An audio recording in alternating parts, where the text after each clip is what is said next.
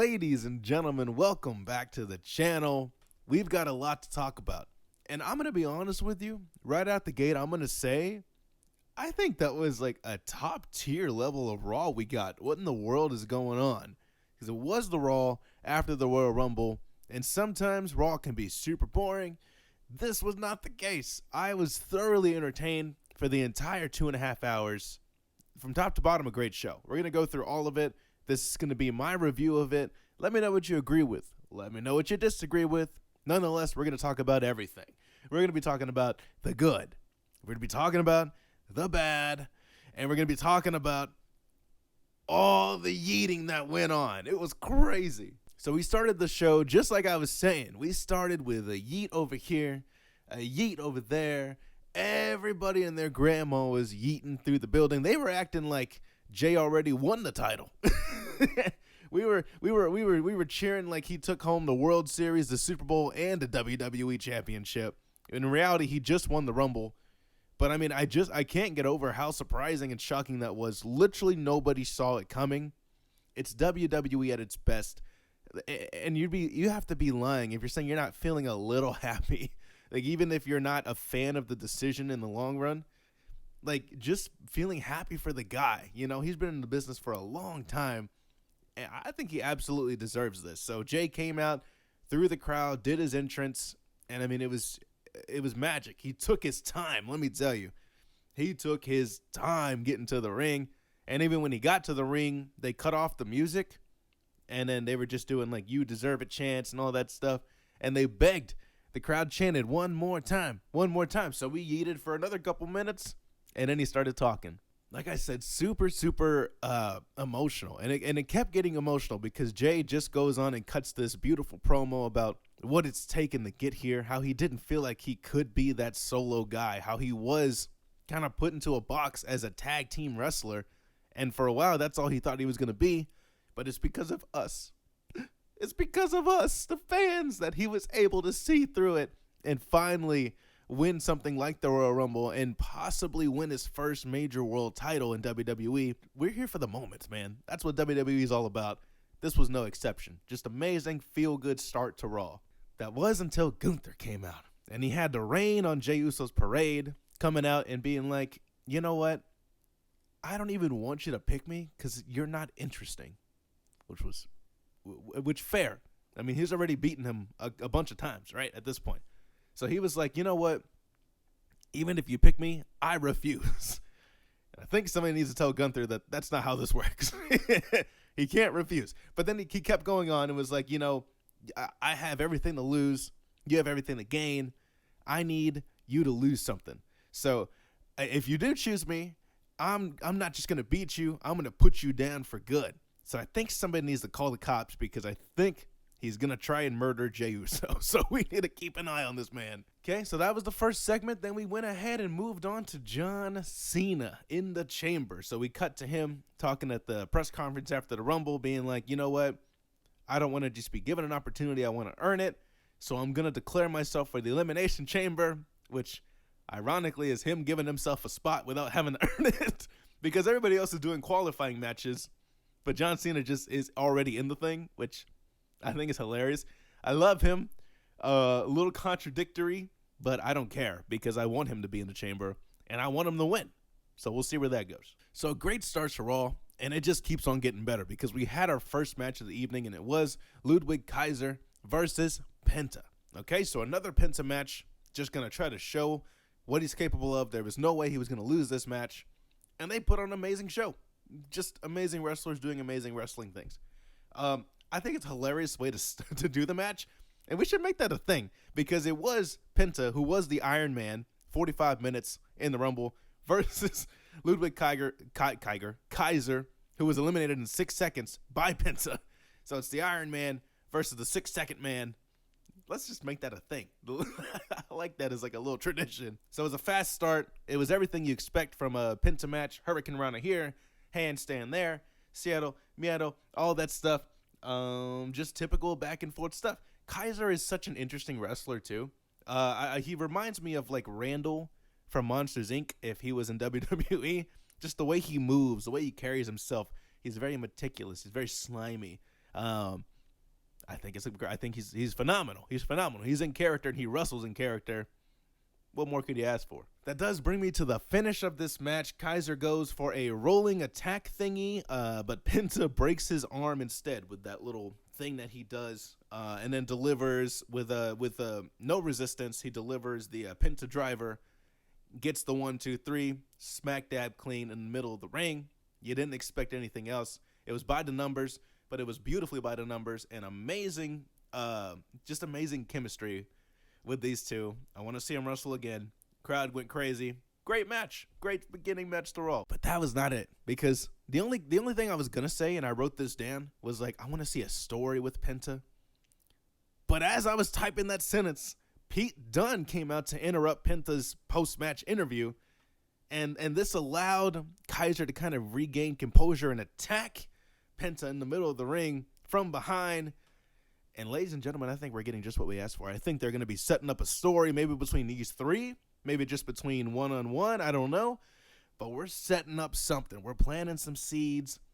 People are starting to get angry at Penta in kayfabe, and I am all here for it. We then had a very mini Judgment Day segment in the back. Nothing too crazy. Finn is obviously upset because JD McDonough is hurt, and the reason he's hurt is because Dom junked the gun since Finn wasn't around, and chose to insert himself in against the War Raiders, and now he blames Dominic for getting JD hurt. Liv and Raquel have to calm him down, stand up for Dom, and they're like, he's looking out for you too. He got you the qualifying match for the Elimination Chamber. That seemed to do the trick. Things are brewing, and we're just kind of building the demise of the Judgment Day in a little way. Have I lost interest in the group? Yeah, absolutely. Ever since Rhea and Damian Priest left the group. But I mean, they're still cooking, man. At least we got Dom and Liv, who are kind of the face of the Judgment Day nowadays. So I mean, we'll see what happens, but I have lost a little bit of interest in this storyline, not gonna lie. Speaking of lost interest, Charlotte Flair was next, and boy did she get absolutely destroyed by the crowd, and seemed to like not expect that at all. So that was crazy to watch. She comes out dressed like the yellow man from Curious George, and just struts on down to the ring and gets absolutely booed when she starts talking. And she looks like it did upset her a little bit, like she was shocked. She tries her best to roll with the punches, but it kind of came off as the person that's like crying, and they're like, well, it doesn't even hurt me anyway, like your words mean nothing to me. So she did her best. She did a pretty good job. I'm just also a hater of I'm a straight up hater sometimes. I can admit that. I've said on the Rumble, my Rumble review, that I just don't like this pick for a winner. I don't think this is it's so predictable. I definitely don't want her to beat either Tiffany or Rhea at WrestleMania. I don't want to see that at all. So Rhea does come out to interrupt her. She gets the exact opposite reaction. She gets flowers and loves and cheers from the crowd. Super, super over. And she basically tells Flair, you know what, I want you to pick me because I've already beat you. So, hey, what's up? Let's fight. But Flair says, I don't feel inspired. Like, I need to feel inspired, so I'm gonna go and I'm gonna go to NXT. Like she's gonna actually do that. And I'm gonna go to SmackDown, and I'm gonna see if Tiffany inspires me. I'm gonna see if somebody inspires me. And she calls Rhea Ripley a kid. You're just a kid. Well, Rhea says that when she lost, she was a kid. And Charlotte said, you know what, you jumped the gun, you have no patience, so you are a kid. And the kid can't be a manager. Otherwise, they'd call it Kidager. So we had that exchange. And then Rhea's like, you know what, I want you to pick me because you don't respect me like I respect you, so I'm going to beat the respect into you. Then we had match number 2 of the evening. It was the New Day versus Dragon Lee and Rey Mysterio of the LWO. Another great match. What can I say? We got great wrestlers. What do you expect? So New Day comes out. They officially have new music. I couldn't really hear it, so I don't know if I liked it or not. It seemed cool. But now they've officially transitioned. Once you get the music, you're officially a bad guy. So good for them. And shout out Rey Mysterio. I don't know how he's still so good at this age, but it's like he hasn't lost a step is the thing. Like not even a sliver of a step. It's crazy to watch. He's been doing this forever. Still so good. But as long as he's been doing this, I guess he hasn't learned the rules of distraction, because Rey Mysterio did get distracted by Logan Paul, who came out and literally just walked to the ring. He didn't do anything at first, and that was enough to distract Rey, who completely turned his back to his opponents. Obviously, the New Day took advantage, took out Rey, took out Dragon Lee, and switched the momentum of the match, and then Logan Paul just joined us for the rest of it. So the finish of the match pretty much went like this. Rey Mysterio does the senton, seated senton, puts his penis right in Kofi's face. Logan gets in Rey Mysterio's face. Rey shows his teeth, pushes Paul, takes Kofi, sends him to the post. Everybody's going crazy. Oh my goodness. Dragon Lee, shout out Dragon Lee, who does he jumps over the top rope to deliver a Hurricane Rana to Xavier Woods to the outside. Just a thing of beauty. What an amazing move. I lost my mind when I saw that. But then this allows Logan Paul, with all the commotion, to pull Rey out of the ring and attack him, sends him back into the ring stun. Trouble in paradise because Kofi is the legal man. 1, 2, 3. New Day gets a win. I got to say, what a beautifully executed finish. All right? And I don't know. I thought it was great. When you're going to do shenanigans, you got to do them this way. Everybody executed their spots perfectly. It all made sense to me. And it makes sense to have the New Day get a win as a heel tag team and to have Rey and Dragon Lee lose in the way they did. And it also furthers the Rey Mysterio and Logan Paul match that's going to happen, I think, next week for the qualifier for the Elimination Chamber. Just ticked off every single box in the world. It's a great match. And then we got a little bit of a Roman Reigns update, but also we didn't, because Cole, they were advertising we're going to get an update on Roman Reigns. Basically, all Michael Cole said was he's going to be out for the foreseeable future. So we got zero update.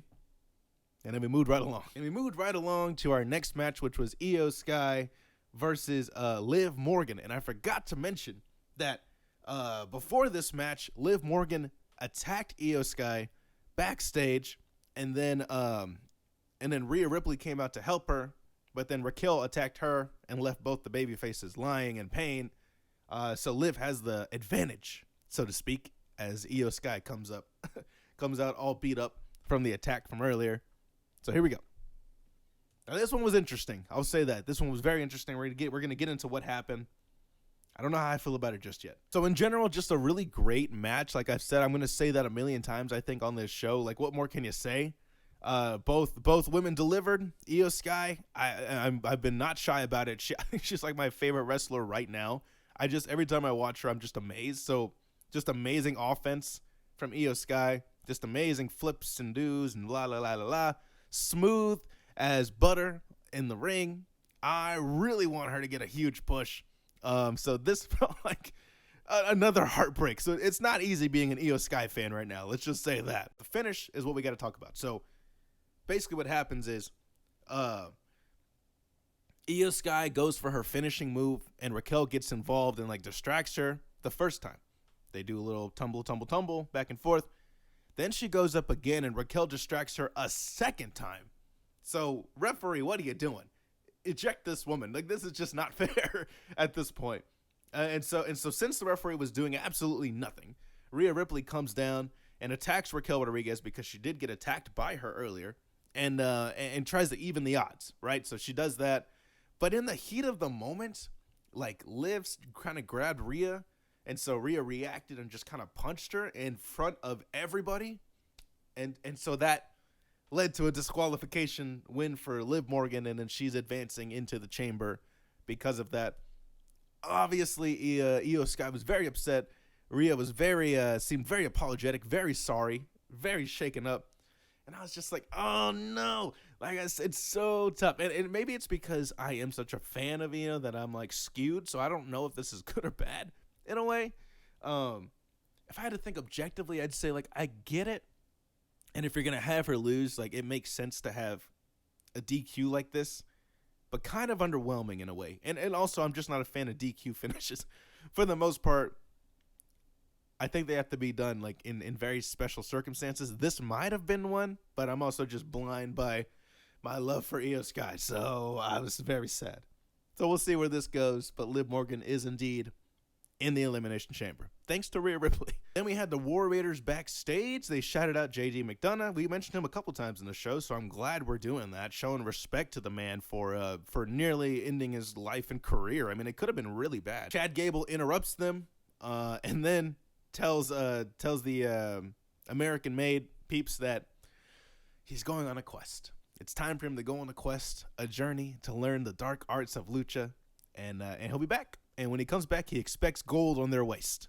So who knows what's going to happen? I'm very excited to see where Chad Gable goes with this. But there he goes. He's going to go and try to fix his luchador problem. His quests now begin. And that brings us to our final two segments, or a segment and a match of the show. So it was the end of the show. And like I said, from top to bottom, like I'm thoroughly entertained through all this. And so we have Seth Rollins enter the ring and just comes out another one of his outfits. Yeah. And he came down to the ring and he starts talking about Jey Uso and the Rumble. And he's like, you know what? You might think I was upset about that, but honestly, it makes sense. He was like, if it's going to happen to anybody, I'm glad it happened to Jey because he's such a good guy. All right. So, I mean, he was like, yeah, I lost, but at least Jey won. At least CM Punk didn't win. At least Drew didn't win. At least Roman didn't win. So that's where his mindset was at. Makes a lot of sense for his character. He just hates those people in general. And he segues that into calling out CM Punk. And so I should say that the main event was CM Punk versus Sami Zayn for an Elimination Chamber qualifying match. So this is right before that. And he basically says, look, Sami, I need you to be on your A game. So I need you to come out here right now a little bit early so I can talk to you. And I think I need Seth Rollins to be my motivational coach because he goes on this amazing motivational speech pretty much about how Sami's the guy. He's levels above Punk. You know, everything that CM Punk said about him, he's just jealous of him. You know, he has no idea what it's like to be Sami Zayn. He's a main eventer of WrestleMania. Punk is not. And he's all these things. And he's like, you got this. He treats this like it's like CM Punk wins, like WWE is just going to crumble. Like, he's like, you need to win this for everybody. Like, CM Punk cannot be at WrestleMania. Like, please. And so he gives him this big speech. He leaves. CM Punk comes out. The security has to separate them, which is a make sense spot. It totally makes sense because they just hate each other right now. And then Punk goes to the ring, and then we start the Sami Zayn versus CM Punk match. And ladies and gentlemen, we're getting spoiled. All right, I don't know if we even realize how spoiled we are. But as a main event, just one of the best main events I've seen in a long time. It was just guess what? It was a great wrestling match put on by great wrestlers. It was so just to sum it up, it was slow paced in the beginning. It built up. They had action. They had near falls, and they led to an exciting finish. So just an amazing match. It was great. Let's go over some of the near falls that were really good. So Sami Zayn hitting a blue thunder bomb for a near fall. Got a huge pop. Crowd super hot. CM Punk follows up with an Anaconda Vice and almost taps out Sami, but he gets to the ropes. And like I said, just exciting finish. And so let's talk about that finish right now. But you got to go back and you got to check out this match because I can't sum up how great it was with just my words. So CM Punk goes for the GTS to go to sleep. But then Sami Zayn turns it into a small package pin attempt, and it was like 2.99. Like, it was so close. It might have been a 3, honestly, but it was so close. They really held on to the last second for CM Punk to kick out. Got a huge reaction. I thought he had it at that point, but he didn't. Until Sami goes for the haluva kick, and this is now the end.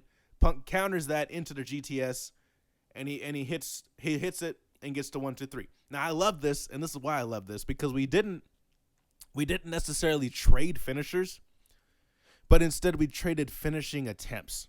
And I think that's a really good way to go because, we've seen like kick out, GTS times 4 needed to get the win, like haluva kick times 50, right? Blue Thunder Bomb, all this stuff, right? But we really didn't get that here, and I love that. Like, it was just more of them trying to hit their finishers, but always getting countered. And I think that was a beautiful way to tell that story. They're very evenly matched, and both looked amazing as CM Punk got the win to an amazing pop, amazing crowd. What more can you say? It was great. I thought Sami had it a couple times.